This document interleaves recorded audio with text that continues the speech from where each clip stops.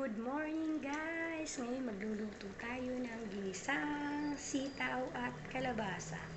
So, ngayon guys, Filipino food naman ang lulutuin natin. Hindi lang puro Arabic food.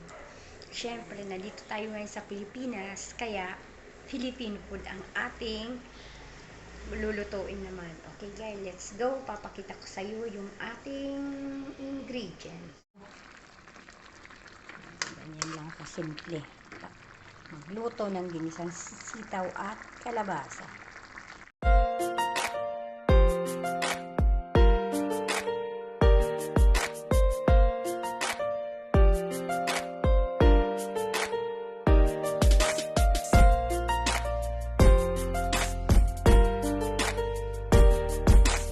Yung kalabasa, ayan. Ikinat ko na siya guys ng medyo manipis para mas mabilis siyang maluto. Ayan. Siyempre guys, ito naman yung ating sitaw. Ayan. Ano ko na rin siya, ikinat ko na din siya. Ayan, ganyan. Ayan, ito yung sibuyas, luya at bawang. Ayan. At syempre, ito naman yung ating alamang at giniling na isasahog natin sa ating ginisang kalabasa at sitaw. Ayan guys, ngayon magsisimula na tayong magluto. Start na tayong maggisa para makakain tayo, medyo tanghali na. So, let's start. Guys, start na tayong maggisa. Ito na yung mantika natin. Bawang. Ayan.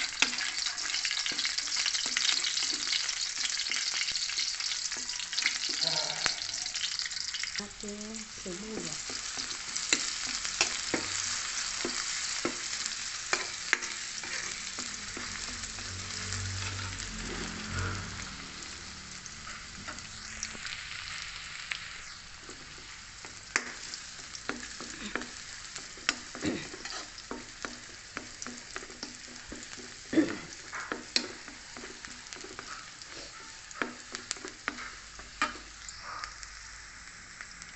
Yung luya. Ayan, para mas malasa. Pag golden brown lang muna natin yung lahat ng ano natin, luya, sibuyas at bawang. Saka natin ilagay yung ating giniling.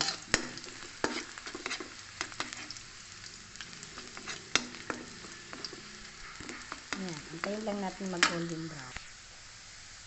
Siyempre, lagay na natin yung ating giniling. Siyempre, ayan.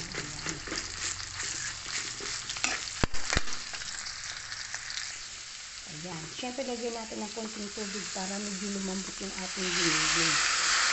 Hayaan lang natin mga 10 minutes para lumambot siya.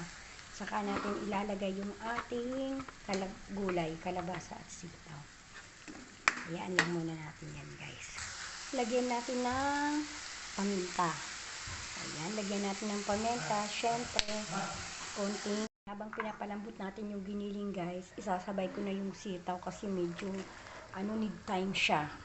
Napalambot din.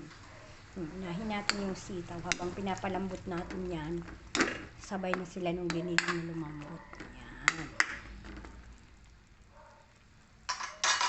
Saka tayo magpa-finalize ng timpla pag luto na. Lagay naman natin yung ating kalabasa. Ayan.